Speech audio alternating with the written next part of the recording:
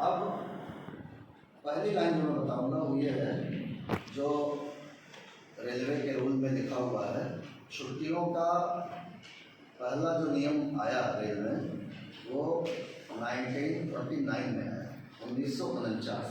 ठीक, फिर उसी में थोड़े थोड़े परिवर्तन होते रहे, लेकिन मूल जो नियम है वो वही है। छुट्टियों में पहली लाइन जो लिखी हुई वो ये है कि छुट्टी कर्मचारी का अधिकार नहीं है, एक सुविधा है। तो आप ये मत समझना कि छुट्टी हमने लगा दी और घर चले गए, ये मैंने उस दिन भी बताया था। छुट्टी आपकी सुविधा है, आपका अधिकार नहीं है। ठीक है, छुट्टियां तो 14 प्रकार की हैं, आपकी जो काम की हैं वो मैं आप लोगों को बता दूंगा, थोड़ी थोड़ी जानकारी सबकी दे दूंगा, बाकी किताब में भी लिखा हुआ है। तो जो सबसे ज़्यादा जो छुट्टी दी जाती है उसको बोलते हैं औसत वेतन छुट्टी, अंग्रेजी में LAP बोलते हैं, लीव ऑन एवरेज पे, लीव ऑन एवरेज पे, औसत वेतन छुट्टी। ये औसत वेतन छुट्टी आपको प्रतिवर्ष 30 मिलेगी। कितनी मिलेगी? 30 छुट्टी मिलेगी। लेकिन कैसे मिलेगी ये मैं बता देता हूँ। ये छुट्टी हर 1 जनवरी को और 1 जुलाई को 15-15 दिन आपके खाते में जुड़ती जाएगी। कितनी जुड़ती जाएगी? 15-15 दिन। 1 महीने में 2.5 छुट्टियाँ, 1 महीने में 2.5 छुट्टी। अब जैसे आप अभी भर्ती हुए तो ना तो जनवरी पड़ा ना जुलाई पड़ा आप लोगों के लिए, मुझे लगता है जनवरी अभी पड़ा ना, लेकिन भर्ती तो आप 23 में हो गए थे। तो 23 वाली वो छुट्टी में 3 महीने अगर आपने काम किया है तो वो छुट्टी 1 जनवरी को आपके खाते में उनकी जुड़ जाएगी।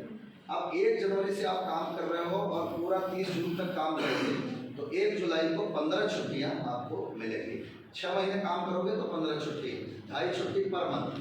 तो अगर पहली ज्वाइनिंग कुछ महीनों के टुकड़े में हुई है तो उतने महीने के हिसाब से 2.5 और बाद में जब 6 महीने काम करोगे तो 15 छुट्टियाँ आपको मिलेगी। आगे बात समझ में नहीं है?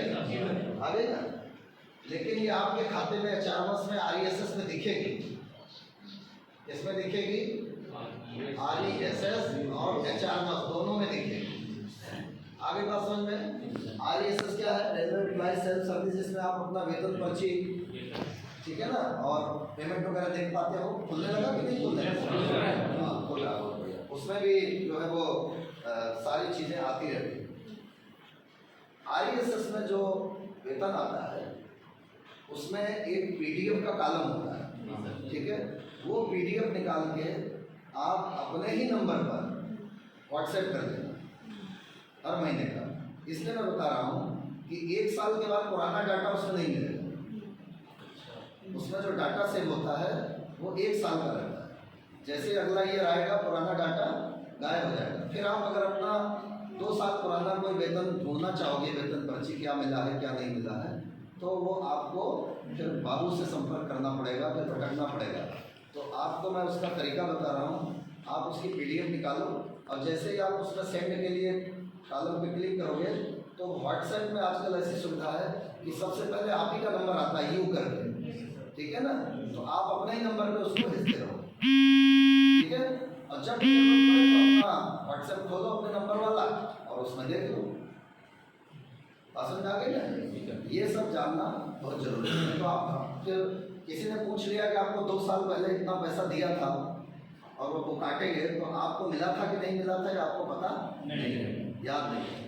तो पहले कागज की पर्ची मिलती थी, अब वो उसमें आता है तो आप लोग उसको सेव करके रखना।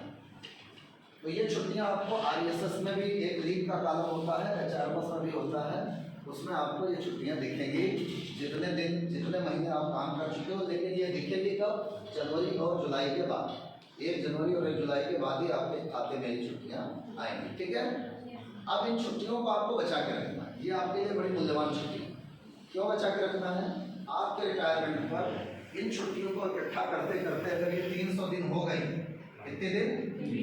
300 दिन, तो आपको 10 महीने का आखिरी वेतन आपको मिलेगा। कितने महीने का? 10 महीने का आखिरी आखिरी पेमेंट जो आपकी होगी लास्ट रिटायरमेंट के समय, उस बेसिक पे और डीए के आधार पर 10 महीने का कैलकुलेशन करके आपको उसका पैसा आपको रिटायरमेंट के समय में दिया जाएगा। तो जिस छुट्टी का अपने को रिटायरमेंट में पैसा मिलने वाला है, उस छुट्टी को हमको बचा करके रखना है। आगे बात समझ में नहीं आएगी? ठीक। अब इसमें ग्रांट करने की जहाँ तक बात है, तो आपका कॉम्पिटेंट अथॉरिटी इस छुट्टी को 180 दिन एक बार में ग्रांट कर सकता है। यानी एक बार में आपके सीनियर डीएम को साहब आपको ये छुट्टी एक बार में कितने दिन की ग्रांट कर सकते हैं? 180 दिन की ग्रांट कर सकते हैं। डिपो इंचार्ज आपका मेट जो होता है यूनिट का, उसको हमारे डिवीजन में बोर्ड की चिट्ठी नहीं है, लोकल लेवल पे पिछले सीनियर डीएम को साथ से यूनियन ने प्लेनो आइटम वगैरह बना के मेट 1 दिन, जे 3 दिन, सेक्शनल 6 दिन, डिपो इंचार्ज एसएससी इंचार्ज जिसको बोलते हैं 15 दिन। लेकिन 15 दिन का एसओपी में पावर दिया हुआ है। Model schedule of power railway board ने जो जारी किया है, उसमें डिपो इंचार्ज को कितने दिन की छुट्टी का पावर है? 15 दिन का। 15 दिन से ऊपर की छुट्टी अगर होगी तो एएन साहब हो जाएगी। इसको जाएगी एएन साहब हो जाएगी। तो आप ये ध्यान रखें कि 15 दिन की छुट्टी ग्रांट करने का अधिकार डिपो इंचार्ज को है।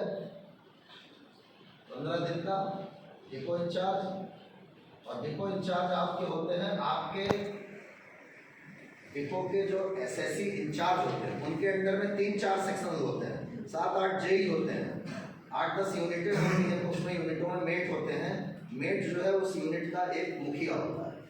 तो 15 दिन की छुट्टी डिपो इंचार्ज ग्रांट कर सकते हैं। आपकी ज़रूरत पर, शादी पर, आपकी बीमारी पर, किसी अन्य काम पर 250 दिन है, तो अभी ये 50 दिन कम पड़ रहा है। तो अब इसमें कौन सी छुट्टी जोड़ी जाएगी, अब मैं उसके बारे में आगे बात करूँगा। इस पर आपका कोई सवाल हो तो बता दीजिए। किसी के मन में कोई शंका हो तो बता दीजिए। नहीं है ना?